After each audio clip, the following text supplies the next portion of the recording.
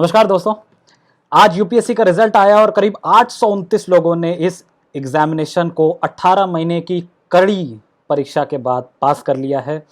प्रदीप सिंह इस एग्जामिनेशन को इन्होंने टॉप किया और फीमेल से प्रतिभा वर्मा ने इस एग्जामिनेशन को टॉप किया। अच्छी चीज़ ये है कि बहुत सारे लोग इस एग्ज़ामिनेशन के बाद खुश होते हैं। मेरे भी कुछ मित्र हैं जो इस एग्ज़ामिनेशन को फाइनली पास कर लिया जिन्होंने, और बहुत सारे ऐसे मित्र हैं जिन्होंने नहीं पास किया और वो दुखी हैं। उनके लिए एक छोटी सी बात मेरी तरफ से है कि लास्ट ईयर इसी टाइम मेरे एक फ्रेंड का रूममेट, उसको वो यूपीएससी के एग्ज़ाम में फ़ेल कर गया था और वो बहुत दुखी रहा करीब 1 महीने तक। और आज मुझे इन्फॉर्मेशन मिली, रादर उसी के थ्रू मुझे इन्फॉर्मेशन मिली कि यूपीएससी का रिज़ल्ट आया, और आज इन्फॉर्मेशन मिली कि वो 330 रैंक ला करके यूपीएससी को उसने क्रैक कर लिया है और वो बहुत खुश है। तो अगर आप आज दुखी हैं तो पॉसिबल है कि नेक्स्ट ईयर आपको एक नई खुशी देने के लिए तैयार खड़ा है। लेकिन हम आज डिस्कस कुछ और कर रहे हैं। दोस्तों, पिछले दिनों मैंने एक रिपोर्ट पढ़ी जो कि दैनिक जागरण के हवाले से आ रही थी, और उसमें उन्होंने स्पेसिफिकली बताया कि नीति आयोग की न्यू इंडिया स्ट्रैटेजी एट 75 के बेसिस पे अब डीओपीटी ने 5 ईयर प्लान बनाने के ऊपर तैयारी करी है, जिसमें कि वो सिविल सर्विसेज में रिफॉर्म्स की बात कर रहे हैं। दरअसल बात यह है कि नीति आयोग ने अपनी एक रिपोर्ट दी थी न्यू इंडिया स्ट्रैटेजी एट 75, जिसमें उन्होंने स्पेसिफिकली कहा कि जो स्किल सेट है उन लोगों का जो यूपीएससी क्वालिफाई करते हैं वो मैच नहीं करता the kind of job they do. इसलिए बहुत ज़्यादा ज़रूरत है कि रैशनलाइज़ किया जाए इस पूरे प्रोसेस को, ताकि जो उनका स्किल सेट है उसको बेटर तरीके से यूटिलाइज़ किया जा सके हमारी सिविल सर्विसेज और एडमिनिस्ट्रेटिव मशीनरी में।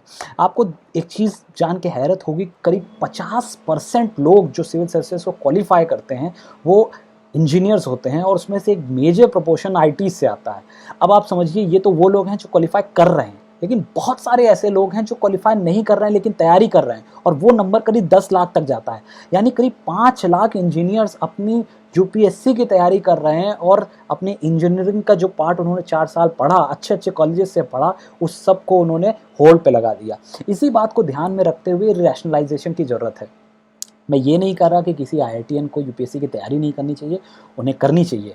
उन्होंने वो जो भी बेहतर है इस फील्ड में उसको आगे आकर के उस अपॉर्चुनिटी को ग्रैब करना चाहिए। लेकिन क्वेश्चन ये है कि जब आप 4 साल किसी एक बेहतर आईआईटी में पढ़ते हैं तो उसके बाद बहुत सारा नेशनल रिसोर्स और इंडिविजुअल रिसोर्स दोनों ही लगता है, और उसके बाद आप सिविल सर्विसेज में जा करके उस पूरे रिसोर्स को शट डाउन कर देते हैं, उसका यूटिलाइजेशन ऑलमोस्ट ख़त्म हो जाता है।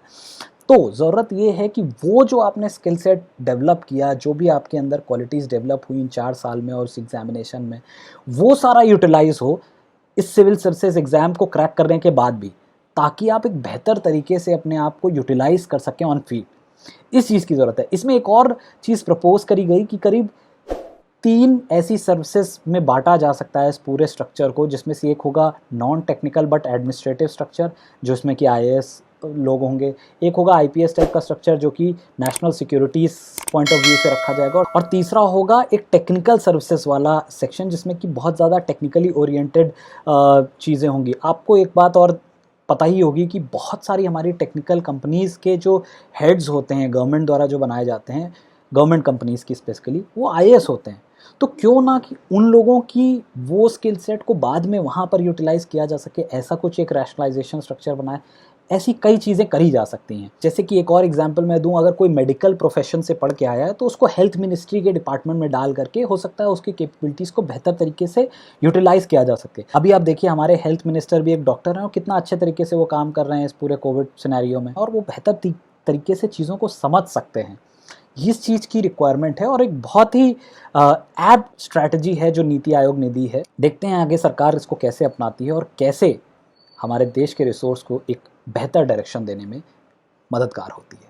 अगर आपको ये वीडियो अच्छा लगा हो तो इसे लाइक करिए, चैनल को सब्सक्राइब करिए और शेयर भी कीजिए। धन्यवाद।